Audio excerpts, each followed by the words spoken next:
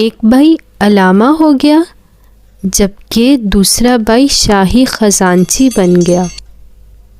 علم یا دولت، آپ کے نزدیک کس چیز کی اہمیت ہے؟